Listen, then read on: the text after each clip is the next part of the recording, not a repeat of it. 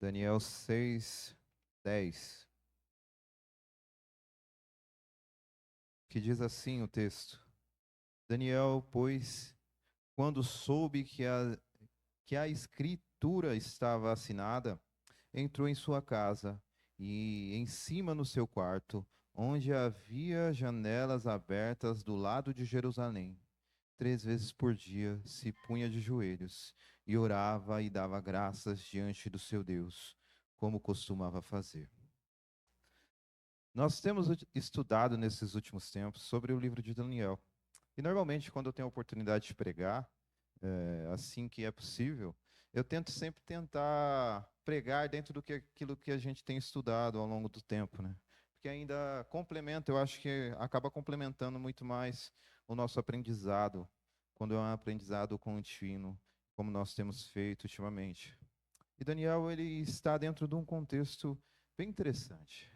Imagine vocês, imagine nós, vem uma nação inimiga e ela destrói nossa cidade, tudo aquilo que nós temos referência como país, tudo aquilo que nós temos como referência de nação, amigos são mortos, entes queridos são presos, e dentre esses está nós lá no meio desse povo, sendo levado a uma nação que nós não conhecemos, um lugar que nós não desejamos estar, mas somos obrigados a ir. Somos obrigados a se retirar da nossa casa, do meio dos nossos parentes, da nossa família, do nosso conforto e ir embora por um lugar onde nós não sabemos o que irá acontecer, não sabemos a nossa estadia, se estaremos nos melhores lugares daquela cidade, daquele país, ou nas piores condições, mas somos levados cativos. E é isso que aconteceu não só com Daniel, e não só com seus amigos, mas com a maioria do povo que vivia em Jerusalém, quando Nabucodonosor invadiu a cidade. Quando Nabucodonosor, pelo poder que foi dado pelo Senhor, destruiu aquela nação, que era a nação cujo Deus é o Senhor. E aquele castigo era para trazer um ensinamento ao povo de Deus. Mas aqueles que viviam naquele contexto, aqueles que viviam naquela época, sofreram, perderam e passaram por grandes dificuldades. Nós vemos também o privilégio de Daniel e seus amigos de irem ao Palácio Real e estar com aqueles que eram mais favorecidos, mas nós vemos em Ezequiel que relata uma visão do cativeiro um pouco mais simples e humilde, onde o povo estava no rio Quebar, passando dificuldades e passando lutas, mas o Senhor utilizando a vida de Ezequiel ali para comunicar ao povo sobre a palavra de Deus e como eles deveriam se render ao Senhor e depender do Senhor. A vida de Daniel e seus amigos é uma história que talvez sejam conhecidas da maioria das pessoas. Só que ela tem algumas características que ela vão muito mais além do que qualquer história comum. Daniel e seus amigos, eles se destacavam no meio do povo judeu. Pois no meio do povo judeu havia outros que foram com ele. Haviam homens da família real que foram levados junto com eles. É claro que a Bíblia no livro de Daniel enfatiza esses 4 rapazes, mas havia outras pessoas. Ele se destacava no meio do seu povo, pois eles foram únicos que, no início do livro de Daniel, nós vemos que eles se propuseram a não se contaminar com os manjares do rei, a não se contaminar com aquela cultura. E aquele não se contaminar com o alimento diz muito mais do que somente o alimento. Aqueles jovens, apesar de serem jovens, apesar de serem moços, eles tinham a palavra de Deus em seus corações e eles decidiram para não se contaminar. E o Deus da graça providenciou que as coisas acontecerem de maneira tão gloriosa, que aqueles jovens se propuseram, se inclinaram para honrar a Deus, apesar de eles estarem numa nação que queria mudar completamente sua cultura, queriam mudar completamente sua religião e suas ideias, tanto que uma das coisas que acontece com eles é os seus nomes serem mudados, e esses nomes foram mudados com o objetivo de apresentar os ídolos e os deuses que os caldeus serviam. Daniel, seus amigos, não se inclinam e não se dobram à cultura que eles estavam sendo inseridos. Muito pelo contrário, eles dizem: eu vou servir ao Deus único e verdadeiro. E eles servem a Deus. E eles mostram um testemunho de serviço a Deus desde o seu início numa nação que não conhecia o Senhor, que não servia a Deus. Então Daniel e seus amigos davam um excelente testemunho da palavra de Deus e que desde a sua mocidade eram servos do Senhor.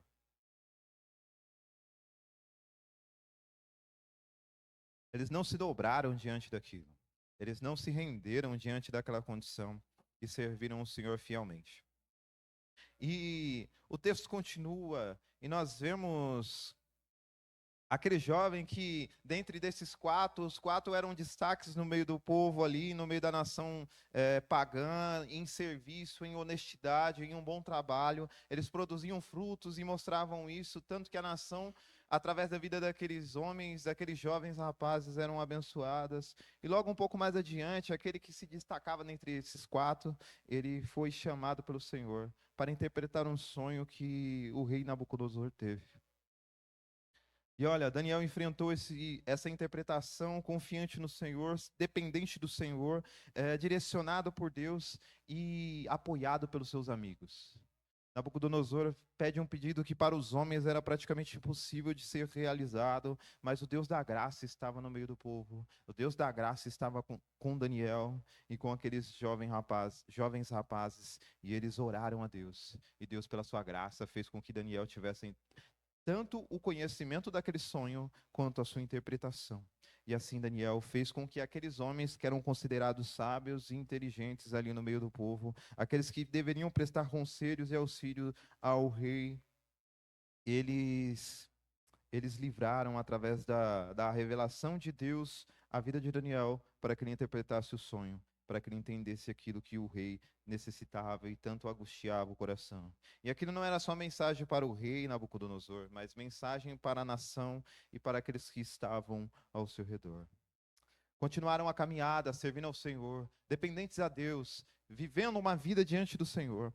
E eles foram apresentados a mais um desafio, como nós vemos no capítulo 3. Capítulo 3 de Daniel se levanta mais um desafio sobre a vida daqueles jovens rapazes, aqueles servos de Deus, aqueles homens que estavam honrando ao Senhor. O rei, sabendo daquela notícia do capítulo anterior, ele decide pela sua própria ganância, ele decide pelo seu próprio desejo construir uma estátua, e ele emite um decreto para que todos aqueles que vissem a estátua, quando soassem a trombeta, quando os instrumentos tocassem, eles deveriam se curvar e se prostrar diante daquela estátua. E assim Nabucodonosor fez. E aqueles homens e aqueles jovens rapazes, eles mais uma vez brilham no meio daquelas trevas. Mais uma vez eles brilham com a glória e a graça de Deus. E eles permanecem de pé enquanto todos se rendiam à adoração à imagem do rei. E logo surgiu a notícia, porque era uma coisa que ninguém esperava, que pessoas não se dobrassem diante da estátua do rei Nabucodonosor, o grande Nabucodonosor.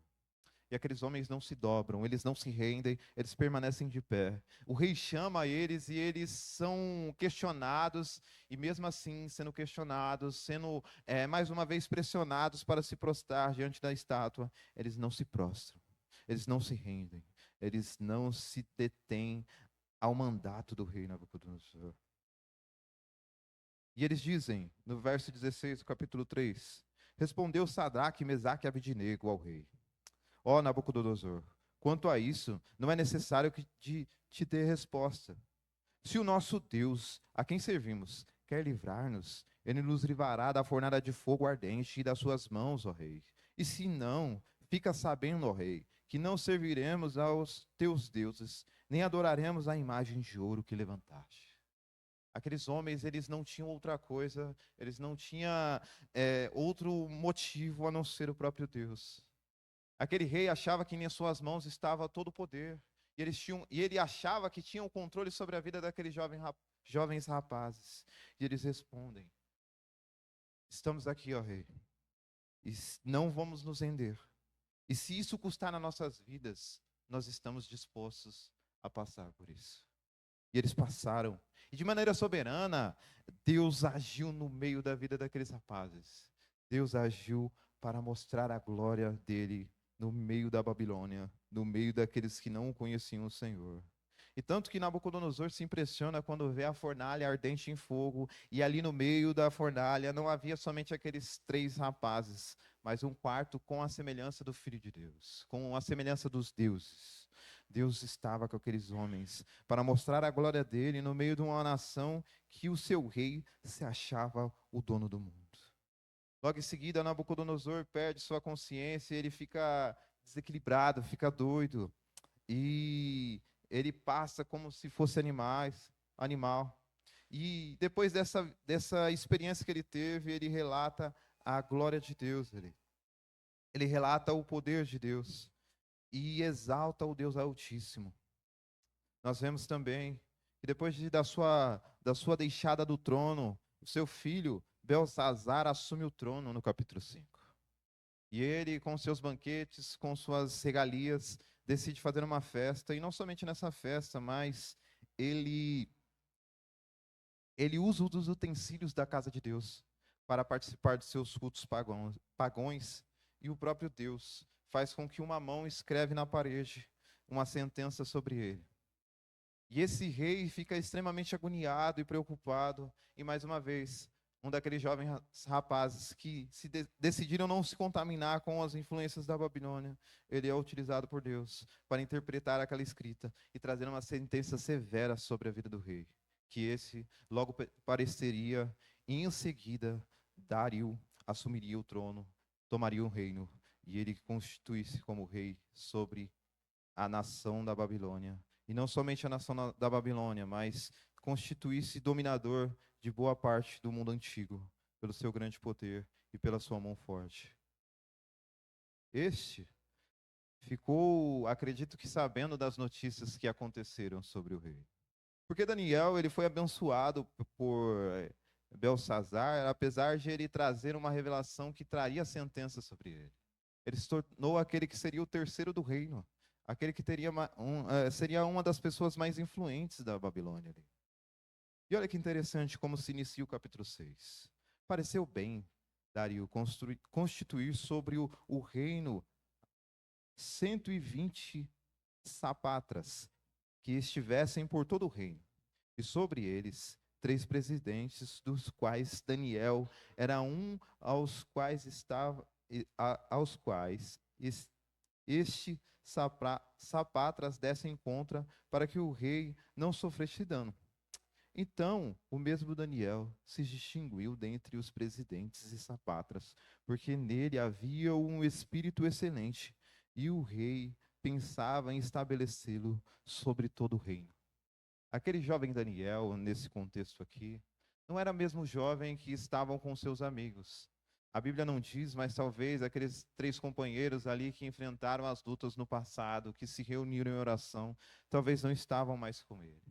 Mas o que é interessante é que ele continuava servindo a Deus de maneira tão excelente que aqueles que estavam ao seu redor viam aquele serviço e glorificavam a Deus. Ele se destacava dentre todos aqueles homens. Ele era um homem de excelência, era um homem de serviço, era um homem que servia de fato a Deus. E é interessante pensar, porque Daniel se destacava no meio daqueles homens que foram escolhidos especificamente para cuidar do povo. Homens que eram dotados de algum tipo de sabedoria, algum tipo de virtude, por isso que eles estavam lá. E Daniel, direcionado pela graça de Deus, ele era distinto deles. E o rei se interessou tanto por ele porque queria constituí-lo sobre líder de todos, sobre líder de todos aqueles que estavam ali, sobre a sua responsabilidade, que prestavam contas ao rei, para que ele não tivesse dano, para que ele não sofresse dano, para que ele não tivesse prejuízos, dificuldades em tratar as responsabilidades do reinado. Então, no verso 4, os presidentes e os sapatras procuravam ocasião para acusar Daniel a respeito do reino, mas não puderam achá-la, nem culpa alguma, porque ele era fiel e não se achava nele nenhum erro e nenhuma culpa. Daniel, por ser fiel a Deus, por honrar o Senhor, ele não trouxe amigos ao seu redor. Aqueles que estavam para trabalhar a serviço do rei, para contribuir com o reino, olharam ao destaque de Daniel e planejaram contra a vida dele. Eles se desenvolveram, criaram planos, estruturaram, avaliaram a vida de Daniel, talvez espionaram Daniel no seu dia a dia, observaram a vida dele de maneira muito específica, de maneira muito criteriosa, para acharem em Daniel uma falha, para acharem em Daniel um erro, para acharem em Daniel algum motivo de ele ser prejudicado, de ele ser afrontado, de ele ser destituído daquele cargo. e tudo que eles observaram era integridade e retidão.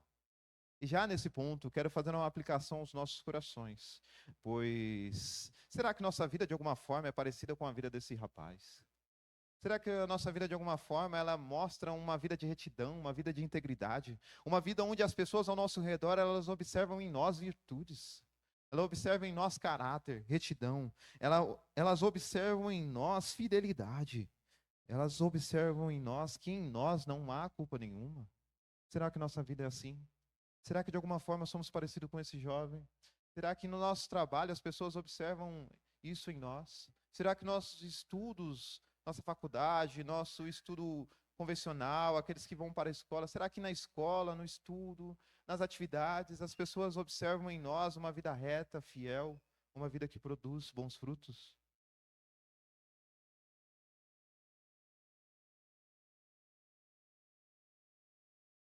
Se isso não é visto em nós, somos convencidos e chamados pela palavra de Deus a procurar uma vida que se pareça com a vida desse rapaz. Porque, dadas suas proporções, a vida dele se assemelha à nossa em relação que nós estamos num mundo que não é do Senhor. E que nós enfrentamos pessoas que não servem a Deus. Perdão.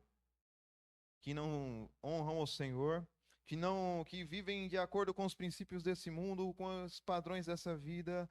E Daniel, de uma maneira excepcional, como eu disse, ele foi tirado do seu povo, tirado da sua família, sua cidade, seu templo, suas referências de adoração foram consumidas e ele continuava fiel a Deus. E nós devemos, pela graça de Deus, ser parecido com ele. Eles procuraram ocasiões, eles procuraram meios e eles não acharam em lugar nenhum. Eles não encontraram coisa nenhuma a acusar Daniel. Satanás, sagaz, sutil e voraz para atrapalhar e destruir os planos do povo de Deus, o serviço do Senhor e aqueles que servem a Deus. Ele colocou no coração daqueles homens um desejo que iria além da honestidade, do caráter que Daniel tinha. Eles falaram, já que eu não achei nada, já que não foi encontrado nenhum erro, já que não foi encontrado nenhum problema na vida de Daniel, vamos procurar ocasião sobre o Deus dele. E disseram, pois estes homens, nunca, nunca acharemos ocasião alguma para acusar a este Daniel, senão a procurarmos contra ele na lei do seu Deus. E então, esses presidentes e sapatras foram juntos ao rei e lhe disseram, ó rei Dário, vive para sempre. Todos os presidentes do reino, os prefeitos e sapatras, conselheiros e governadores concordaram em que o rei estabelecesse um decreto e faça firme um interdito que todo homem que, por espaço de 30 dias, fizer petições a qualquer Deus ou a qualquer homem e não a ti, rei, seja lançado na cova dos leões. Agora, pois, rei, agora, pois, ó rei, sancione o interdito e assina a escritura, para que não seja mudada segundo a lei dos medos e dos persas, que se não pode revogar. Por esta causa, o rei Dario assinou esta escrita e o interdito. Perdão, meus irmãos, eu não estou muito bem da voz aí. Provavelmente eu vou ficar tossindo algumas vezes, tá? Não achando o que ir acusar Daniel, eles decidiram fazer um plano. E esse plano constituía daquilo que eles viram e observaram na vida de Daniel. Daniel era um homem que servia a Deus. E ele era fiel em oração. Ele era fiel a Deus. Ele era servo do Senhor. E esse decreto foi anunciado. E a resposta de Daniel a essa notícia é uma resposta que foi lida nesse dia.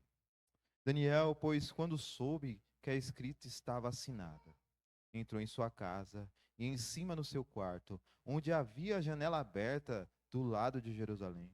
3 vezes por dia se punha de joelho e orava e dava as graças diante do seu Deus, como costumava fazer. Talvez diante de um decreto desse, nós pudéssemos ter um comportamento totalmente diferente. Talvez diante de um decreto desse, ao invés de a gente se render diante do Senhor, a gente poderia falar, poxa, é só 30 dias, né? Então, caso eles não me vejam orando, eu seguiria a minha vida e nada aconteceria. Poxa, 30 dias, é um mês, é pouco tempo. Então daria para mim manter a minha fé em sigilo e viver a minha vida de oração de maneira que nenhum daqueles homens percebesse, de maneira que nenhum daqueles acusadores observasse, de maneira que nenhum daqueles que estavam procurando o meu mal pudesse encontrar ocasião para me acusar. Daniel poderia ter essa disposição. Daniel poderia ter se inclinado dessa forma. Daniel poderia ter olhado as circunstâncias e falado, não, acho que é bom eu esperar. Talvez eu não ore, não é tão necessário orar por antes desses 30 dias. Talvez eu ore num lugar, numa oração, em um ambiente diferente, em um horário diferente, em condições diferentes do que eu estava acostumado a fazer. Por conta desse decreto, Daniel poderia ter um monte dessas ideias. E quantos de nós, muitas vezes, diante de situações conflitantes, onde aparentemente nossa fé seria questionada, nós voltamos atrás, não fazemos o que deveríamos fazer, não temos uma vida de oração e não se comportamos da forma que a palavra de Deus exigiria de nós, ou exige de nós.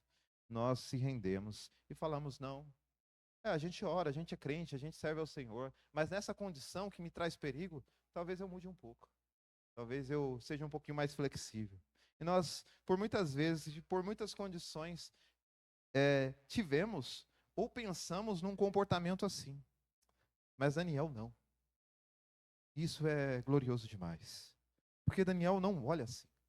Ele sabia que o decreto, depois que o rei assinasse, não seria voltado atrás.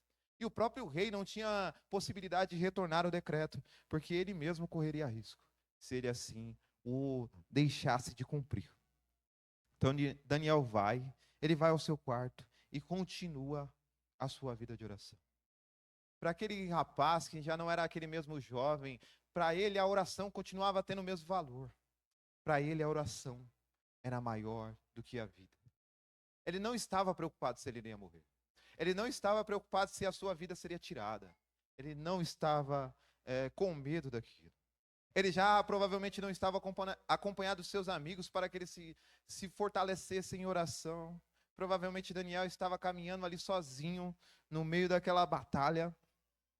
E ele mesmo assim, olha as circunstâncias, olha as condições, ele permanece fiel ao Senhor. E talvez uma das coisas que trazia esperança a esse rapaz, a esse Daniel, era saber de tudo que ele já tinha passado, como eu disse, relatei anteriormente.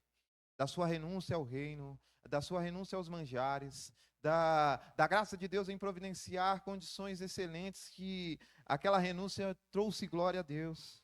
Daqueles sonhos que foram interpretados, daquele livramento que o Senhor deu aos seus amigos e a ele mesmo sobre a fornalha ardente. Daniel talvez olhasse aquelas condições e aquele decreto e lembrasse dessas coisas que ele passou. E não somente esses exemplos da própria vida dele e dos seus amigos ali, mas pelo conhecimento e por ele conhecer o Deus de Israel, talvez ele se lembrasse daquilo que Deus fez com o seu povo no meio do Egito. O Deus Todo-Poderoso que tirou o povo de Israel com a mão forte da nação egípcia e mostrou o seu poder no mar, abrindo o mar vermelho, e não somente o mar vermelho, mas humilhando os ídolos de Faraó. Talvez Daniel se lembrasse daquilo, quando aquele decreto foi instituído. Daniel se lembrou do poder de Deus com a vida de Davi, fazendo com que Davi vencesse reis. Não somente Davi, mas Josué, pela graça de Deus, foi um homem que, pelo poder do Senhor, conquistou a terra prometida para o povo de Israel. E ele olhava aquela situação, e ele olhava aquilo que ele estava enfrentando. Ele dizia, aqueles homens foram bem-sucedidos pela graça de Deus. Deus concedeu livramento àqueles homens do Antigo Testamento. Deus concedeu livramento àqueles homens do passado, aqueles servos de Deus do passado. Deus concedeu livramento a nós no meio da Babilônia. Deus preservou a nossa vida e utilizou a nossa vida para que o nome dele fosse glorificado. Quem sabe ele me livre novamente. Mas quem sabe ele não me livre. E ele não estava com o coração preocupado se era livrado ou não. Ele não estava aflito e isso é impressionante de ver. Daniel, eu acho que ele olhou aquele decreto e não olhou com um olhar de medo, de preocupação. Ele se entregou diante do Senhor. Ele se pôs em oração. Ele se rendeu a Deus. E aquele que pela tua graça, tinha um abençoado e continuou abençoando, foi o Deus que conduziu todas as coisas ali. E uma das coisas que é interessante em ver a excelência de Daniel é que o próprio rei, quando sabe da notícia que aqueles homens que estavam procurando a ocasião contra Daniel, encontram ele em oração e o acusam diante do rei, sabendo que o rei não poderia revogar os seus decretos, ele se preocupa de maneira severa com Daniel. E a vida de Daniel, como testemunho de Deus, faz com que aquele homem que era um rei ímpio, que era distante do Senhor, se preocupe. Ele vai, depois que Daniel é pego em sua transgressão, que de fato não era uma transgressão, depois que Daniel é pego, aqueles homens o encaminham para a cova dos leões, e ele é lançado lá. A porta é fechada, e o rei diz no versículo 13, o rei, e então responderam e disseram ao rei, este Daniel, que é dos exilados de Judá, não faz caso de ti, ó rei, nem do interdito que assinaste, antes 3 vezes por dia, ora. Daniel foi lançado, logo em seguida, o rei, na verdade, chamou Daniel para que ele fosse direcionado e lançado à cova dos leões. Foi trazida uma pedra, nós vemos isso no versículo 17. Então o rei se dirige a Daniel e fala com Daniel, dizendo: Daniel, o Deus que você tem servido, ele te livrará. Ele pode te livrar. Ele tem condições de te livrar. A esperança do rei era muito maior do que aqueles que o perseguiam.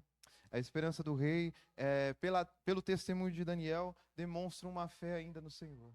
E ele se preocupa. E ele se preocupa e o sono do rei é tirado. O sono do rei se vai durante a noite. E aqueles que o serviam já não serviam mais porque o rei pediu para que não fosse servido. Pois ele se dedicou ao jejum e se dedicou à sua noite em preocupação, em cuidado à vida de Daniel. Logo pela manhã, ele foi um dos primeiros a chegar. Chegando-se ele à cova, chamou por Daniel com voz triste e disse-lhe o rei a Daniel: Daniel, servo do Deus vivo, dar-se-ia acaso que o teu Deus, a quem tu continuamente serves, tenha podido livrar dos leões? E então Daniel falou ao rei: ó rei, vive eternamente. Aquela notícia trouxe tanto alívio àquele homem que era um rei pagão que não servia ao Senhor, quanto aos nossos corações quando lemos essa história. A primeira vez que eu li esse texto, eu ia caminhando por ele, e não somente na primeira, mas ao longo da vida, eu li algumas vezes esse texto, ia caminhando por ele e meu coração se enchia de extrema angústia. Fala, meu Deus, o servo do Senhor, aquele que decidiu servir ao Senhor, ele vai ser lançado na cova.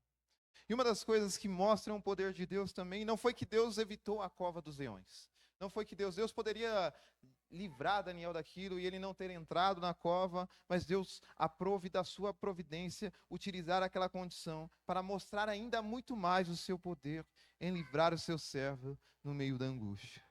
E Deus, mostrando a sua graça, fez com que aqueles leões que estavam extremamente famintos agissem de forma que era contrária à sua natureza. O rei vai à cova e fala a Daniel, e ele responde: vive eternamente, ó rei. O meu Deus enviou o seu anjo e fechou a boca aos leões, para que não me fizesse dano, porque foi achado em mim inocência diante dele. Também contra ti, ó rei, não cometi delito algum. Como eu disse anteriormente, ele não estava preocupado. Ele serviu ao Senhor. A vida dele era de oração, a vida dele era fiel ao Senhor, a vida dele era um exemplo para nós. E ele foi lançado à cova, foi liberto, e ele declara: meu Deus, o Senhor me livrou mais uma vez. Mesmo que nós não sejamos livrados das circunstâncias da vida, mesmo que nós não sejamos livrados dos prejuízos que podemos ter em ser fiéis ao Senhor, como nós temos relatos de crentes que hoje ainda são perseguidos por amor do Evangelho. Eles permaneceram fiéis. Se nós lembrarmos da história da igreja, do que aconteceu em Atos, Pedro, Tiago, homens fiéis a Deus, servos do Senhor, que pregaram o evangelho de maneira poderosa e fizeram com que o poder de Deus fosse anunciado aos gentios, e eles creram na palavra de Deus, eles foram alcançados pelo evangelho, esses mesmos foram perseguidos e presos por conta da fidelidade ao Senhor. Por conta da palavra de Deus. Esses homens foram perseguidos e presos, e o servo de Deus, chamado Tiago, foi levado à morte. Ele morreu por conta da mensagem da palavra de Deus. Pela graça de Deus, Pedro saiu da prisão, mas Tiago foi morto. Deus pode utilizar a tua graça para nos livrarmos de condições difíceis, assim como livrou Pedro, mas pode Ele usar pela sua graça trazer a morte de um servo de Deus que ainda mais ecoou como um testemunho de fidelidade, não somente aqueles que estavam ali, mas as gerações futuras que ouviriam sobre aquela história de fidelidade à palavra de Deus. Nossa vida é cheia de condições, de dificuldades em nossos relacionamentos e trabalhos, e muitas delas nos levam de alguma forma a testarem a nossa fé, a provar a nossa fidelidade ao Senhor. E eu espero que quando essas situações acontecerem sobre nossas vidas, eu espero que pela graça de Deus, é um desejo do meu coração, que nós respondamos de maneira parecida. Quando em nossos trabalhos rotineiros a gente for apresentado em ganhar um dinheiro de maneira que não é a maneira correta, quando for apresentado condições ao nosso dia a dia de trabalho, onde para que possamos ser promovidos ou terem lucros, ou que nossa vida de alguma forma possa ser mudada com alguma promoção, e isso custe a nossa honestidade, a nossa fidelidade, quando nós estivermos sobre essas propostas, que nós possamos ter a mesma resposta que Daniel teve. Uma resposta de fidelidade ao Senhor. Fidelidade ao nosso Deus. Fidelidade ao Senhor. E no meio dessas condições, nós possamos perder os nossos empregos, possamos perder os nossos benefícios, a nossa casa, as nossas condições, os nossos confortos, possamos achar de tamanha fidelidade. Que essas coisas que são transitórias e passageiras possam não ter peso nenhum, a não ser o peso da glória de Deus.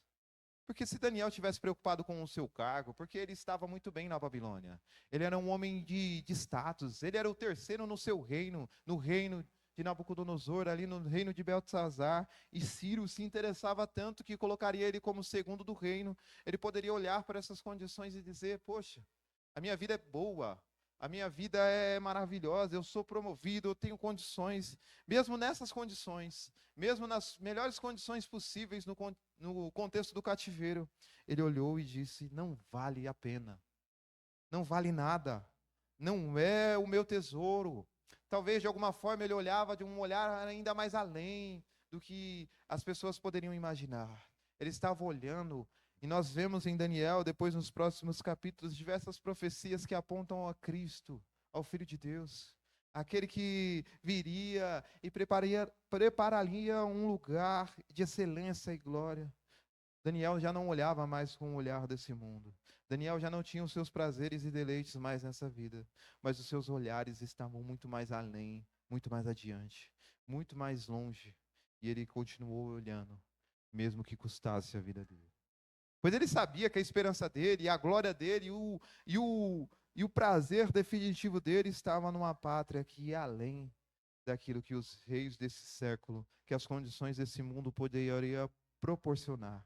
E é isso que está preparado para nós. E é essa visão que nós devemos ter sobre uma pátria, sobre uma glória, sobre uma coroa, sobre um reino que vai muito mais além do que qualquer promoção, do que qualquer prazer, do que qualquer condição que haja nesse mundo. Nós temos uma esperança eterna, que foi garantida e reservada através de Cristo Jesus.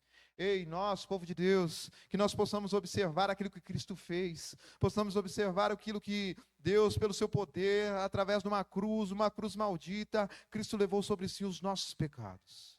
Ele pagou o castigo que nós éramos merecedores. Ele pagou a dívida que era nossa e trouxe a nós uma mensagem gloriosa que foi tetelestai, está consumado, como diz em João 19:30.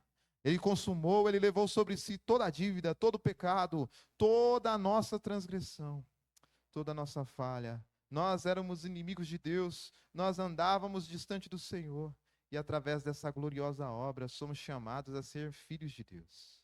Lembre quando você for tentado, lembre dessa notícia do Evangelho, lembre da cruz, lembre do que Cristo fez, e se proponha e se disponha como Daniel se dispôs. Pode causar a perca da minha vida, pode causar a perca do meu emprego, posso ficar sem lar, sem família, tudo que tenho pode ser consumido por conta da defesa do Evangelho. Então eu estarei disposto. E ele estava disposto. E que nós possamos ser achados dispostos a fazer isso.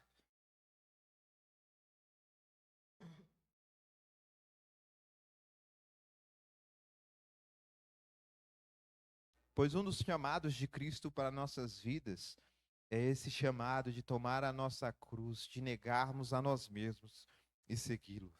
Que isso seja visto em nós. Daniel, talvez pela fé, olhasse isso, contemplasse isso, e nós podemos contemplar de maneira ainda muito mais clara, através da revelação do Evangelho, através da notícia que recebemos. Nós somos chamados a viver uma vida de fidelidade a Deus, e um desses motivos é que Cristo concedeu a salvação a nós. Se Cristo padeceu por nossos pecados, nós, como seus discípulos, nós, como seus servos, devemos viver uma vida que corresponda a isso, devemos viver uma vida que mostre isso através do nosso testemunho, através da nossa vida, através das nossas ações. E como eu disse anteriormente, mesmo que custe tudo, mesmo que custe nossa vida, mesmo que custe todo o nosso conforto, nós devemos servir o Senhor com fidelidade. A história de Daniel continua. Deus poderoso livrou Daniel da cova dos leões. E aqueles que eram os seus inimigos e os seus opressores, aqueles que procuravam causa de engano, de erro, de falha de Daniel, procuravam alguma causa, não encontraram, esses receberiam a sentença que eles procuraram e proporcionaram, e queriam proporcionar a Daniel. Esses foram lançados na cova. E aqueles mesmos leões que foram, pela graça de Deus, pelo anjo do Senhor, fechado as suas bocas, eles não viram o anjo do Senhor na cova. E aqueles que procuraram ocasiões, o texto diz que eles nem chegaram a tocar o chão. Eles foram esmigalhados, eles foram consumidos pelos leões. E Daniel, depois disso ter acontecido, Deus ainda utiliza da sua graça, e no versículo 28 diz: Daniel, pois, prosperou no reino de Dário e no reinado de Ciro, o persa. Aquele mesmo Daniel que se estava aflito, e começamos o capítulo com um tom de preocupação e de angústia, pois um decreto foi estabelecido. Era o Daniel fiel ao Senhor, que prosperou, que serviu ao Senhor no meio de reinos e de reis que eram contrários, que não tinham um mesmo rei e Senhor que Daniel. A vida de Daniel não mudou. Aconteceu um grande milagre, e ele poderia por si mesmo dizer que aquilo foi obra do seu poder, mas ele continuou servindo a Deus, honrando ao Senhor, e prosperou no meio daqueles que não conheciam ao Deus de Israel. Deus, ele tem cuidado do teu povo. Deus tem feito o seu povo caminhar. Deus tem abençoado a tua igreja. Deus tem abençoado aqueles que são fiéis a Ele. E essa fidelidade, ela vai ser mostrada e deve ser demonstrada no nosso dia a dia, assim como Daniel fez e demonstrou. Mesmo que não sejamos livrados, mesmo que as condições talvez até piorem, como piorou na vida de Daniel, temos uma esperança que vai além daqui, que vai além dessa vida, que é estar com o nosso Deus e servir ao Senhor. Que a oração seja maior que tudo, que a comunhão seja maior que a vida, que a nossa vida seja a vida de Deus para nós e para o teu louvor. Que Deus tenha misericórdia de nós, que Deus os ajude e que Deus os abençoe e faça olhar o exemplo da palavra de Deus e essas aplicações que foram trazidas para que possamos servir o Senhor com fidelidade e integridade para a glória de Deus. O texto diz assim: Daniel, pois quando soube que as escrituras estava assinada, entrou em sua casa, e em cima no seu quarto, onde havia a janela aberta do lado de Jerusalém. 3 vezes por dia se punha de joelho e orava e dava graças diante do seu Deus, como costumava fazer. Amém. Vamos orar?